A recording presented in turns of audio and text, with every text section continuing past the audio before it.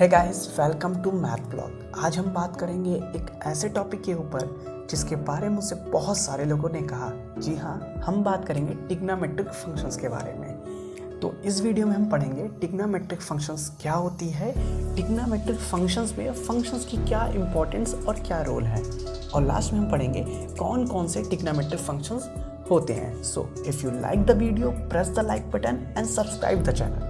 So without wasting our time, let's start our video.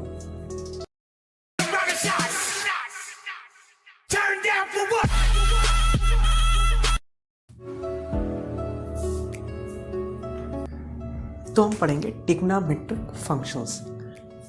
Trigonometric functions, तो trigonometric functions पढ़ने से पहले हमें समझना होगा कि ये ट्रिग्नोमेट्रिक में फंक्शंस क्यों ऐड आया है। जब हम क्लास 10th में पढ़ते थे तो वहाँ तो नहीं लिखा होता था फंक्शंस, तो अभी फंक्शंस की क्या ज़रूरत हुई, फंक्शंस को ट्रिग्नोमेट्रिक में क्यों ऐड कर दिया गया और इसका पूरा नाम ट्रिग्नोमेट्रिक फंक्शंस क्यों रखा गया।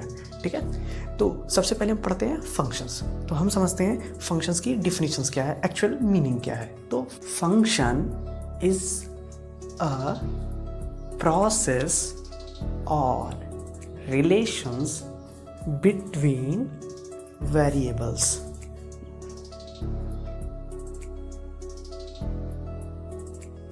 फंक्शंस की डिफरेंस क्या है, अगर हम अभी ट्रिग्नोमेट्रिक के लिए बात कर रहे हैं, अभी जब वहाँ हम फंक्शंस पढ़ेंगे अलग से तो उसके लिए अलग ही होती हैं चीज़ें।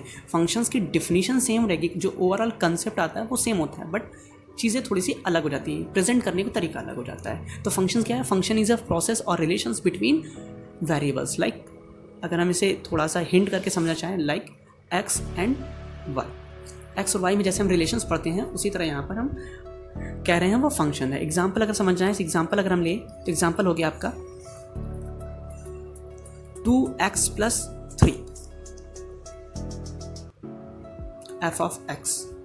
ठीक है, या इसी f ऑफ x को क्या बोल देते हैं, y। तो क्या हो गया, y = 2x + 3। ठीक है, अब समझते हैं, जैसे मैंने कई बार बोला है, फंक्शंस अगर या किसी भी चीज़ को अगर आपको समझना है तो डिफिनीशंस आपको एक्चुअल मीनिंग और आपको उस टॉपिक पे इंटरेस्ट नहीं बना सकती। तो उसके लिए हमें समझना होता है उसके जनरल मीनिंग।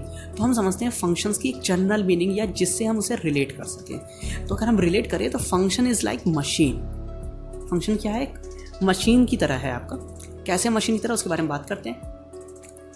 मशीन में एक्चुअली होता क्या है, मशीन में होता क्या है, आपके पास ये एक डिवाइस हो गई, मशीन हो गई।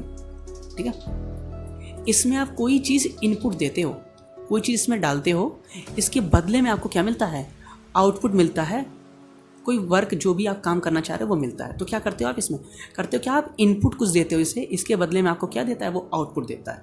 ठीक है, एग्जाम्पल समझना चाहें तो आपका कैलकुलेटर क्या है, कैलकुलेटर क्या करता है, मान लो ये आपका कैलकुलेटर है और इसमें आपने लिखा 24×2, तो ये आउटपुट करके आपको क्या दे देगा, 48। तो आपने ये क्या किया, आपने इनपुट दिया और इसके बदले में आपको क्या मिला, आउटपुट मिला। आपने क्या दिया, इनपुट दिया और आपके बदले में आपको क्या मिला, आपने क्या दिया, इनपुट दिया, उसके बदले में आपको क्या मिला, आउटपुट मिला। ठीक है, तो अगर दूसरा एग्जाम्पल अगर इसका समझना चाहें तो एक बहुत बड़े एक महान लीडर थे, उन्होंने बताया था कि आपको एक ऐसी मशीन देंगे जिसमें आप एक तरफ से क्या डालेंगे, आलू डालेंगे, तो दूसरी तरफ से आपको क्या मिलेगा, सोना मिलेगा, गोल्ड मिलेगा।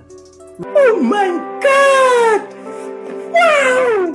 मतलब क्या है, आप यहाँ पर इनपुट क्या दे रहे हो, इनपुट आप दे रहे हो आलू और बदले में आपको क्या मिलेगा, सोना। ये हो गया आपका इनपुट और आपको ये क्या हो गया, आपका आउटपुट हो गया। ठीक है, तो ये चीज़ें मैंने आपको एग्जांपल से बता दिया कि इनपुट क्या है, आउटपुट क्या है। और मशीन में आपने करना क्या था, मशीन में आप यही कर रहे थे कि आप इनपुट देते थे, इसके बदले में आपको आउटपुट मिलता था। तो अब हम समझते हैं फंक्शंस कैसे क्या चीज़ें हैं। ठीक है, देखो, तो फंक्शंस में क्या कर रहे हो आप, फंक्शंस में भी यही कर रहे हैं। आप क्या कर रहे हो, इनपुट उसे देते हो, वो आपको प्रोवाइड करता है आउटपुट। कैसे समझते हैं इसे, मैंने समझा तो दिया जनरल मीनिंग, ऐसे मैथमेटिक्स में कैसे समझेंगे। देखो, मैंने अभी लिखा है क्वेश्चन y = 2x + 3।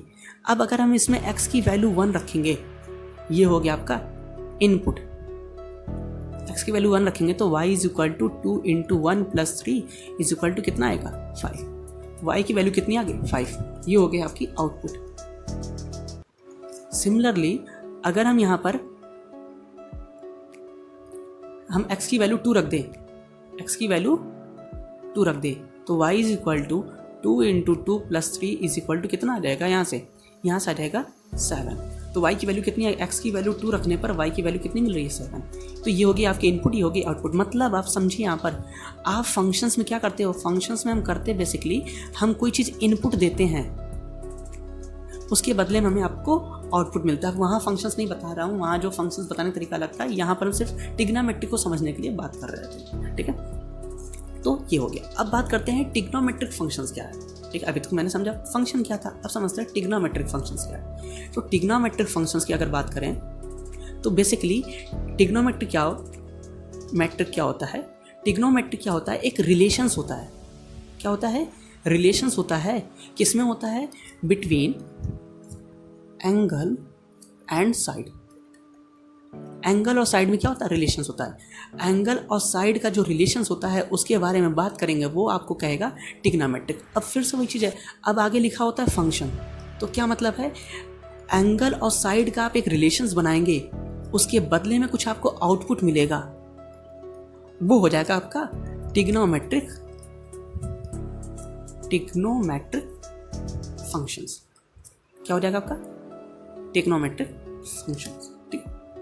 देखो अब समझते हैं इसे। अब ट्रिग्नोमेट्रिक फंक्शंस में मैंने क्या कहा, आपको रिलेशंस होगा, किस में होगा, बिटवीन होगा, एंगल और साइड के बीच में, उसका आउटपुट आपको कुछ मिलेगा, तो वो हो जाएगा trigonometric functions. So basically there are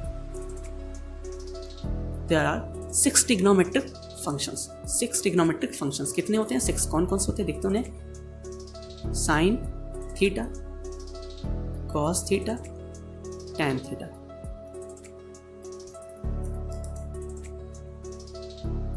caught theta, sec theta and the last is cosec theta, ठीक है। तो मैंने ये कहा कि sine, cos, tan, cot, sec, cosec, ये आपके 6 ट्रिग्नोमेट्रिक फंक्शंस हैं जिनका रिलेशंस आप कुछ ना कुछ पढ़ेंगे। ये साइड और एंगल से रिलेटेड कुछ होते हैं, इनके बारे में कई सारों का अब मिक्स करके आप कुछ ना कुछ कई सारे नए नए क्वेश्चंस मिलते रहते हैं। बट बेसिकली यही 6 टर्म होते हैं जो आपको ट्रिग्नोमेट्रिक फंक्शंस में देखने को मिलते हैं।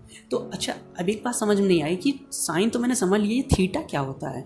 तो जैसे आप अगर हम समझें, अगर आप जनरली अगर क्वेश्चन सॉल्व करते हैं तो वहाँ पर कुछ वेरिएबल यूज़ करते हैं। जैसे वेरिएबल्स क्या होता है, अगर मैं जनरल क्वेश्चंस लिखते हूँ, वेरिएबल्स वहाँ क्या होते थे, वहाँ वेरिएबल्स होते थे X, Y, Z, W, omega, इस तरह के क्वेश्चंस लेते थे। लेकिन जब आप ट्रिग्नोमेट्रिक फंक्शंस बनते हैं तो वहाँ पर वेरिएबल के लिए एक दूसरा नोटेशंस यूज़ करते हैं। कुछ स्पेसिफिक नोटेशंस हैं या फिक्स नोटेशंस कह सकते हो, जो आप एज अ वेरिएबल यूज़ करते हो।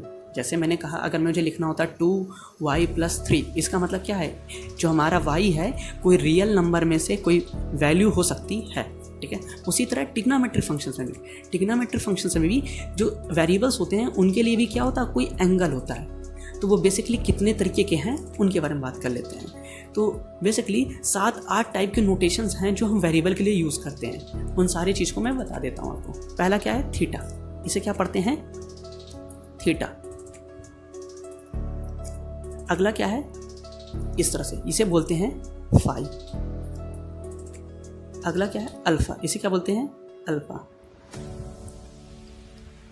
बी को इस तरह से, इसे बोलते हैं बीटा। देखो सारों का मैं नाम लिख दे रहा हूँ जिससे आपको बाद में याद करने में ईजी हो। इसे बोलते हैं गामा। ये सारे एंगल के नोटेशंस होते हैं, जैसे वेरिएबल के लिए एक्स, वाई, जेड होता है।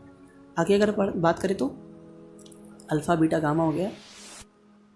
इसे बढ़ते हैं डेल्टा।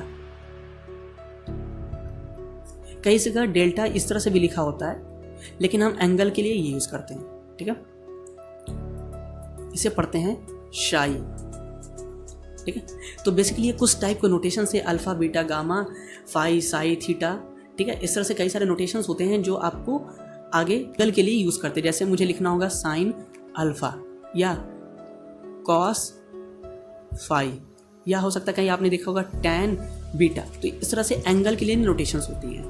तो ये मैंने आपको ट्रिग्नोमेट्री का एक बेसिक इंट्रोडक्शन दे दिया कि ट्रिग्नोमेट्रिक फंक्शंस में फंक्शंस क्या है और ट्रिग्नोमेट्रिक क्या है, ठीक है। और तो ओवरऑल इसका मीनिंग क्या है, क्या इसमें होते हैं, कितने तरीके के ट्रिग्नोमेट्रिक फंक्शंस होते हैं और क्या उसमें वेरिएबल यूज़ किया जाता है। तो अगर वीडियो आपको पसंद होता है तो वीडियो को लाइक कीजिए और चैनल को सब्सक्राइब कीजिए। हाँ, बेल आइकन को दबाना मत भूलिएगा जिससे आपको सारी नोटिफिकेशंस मिलती रहे। और लास्ट इंपॉर्टेंट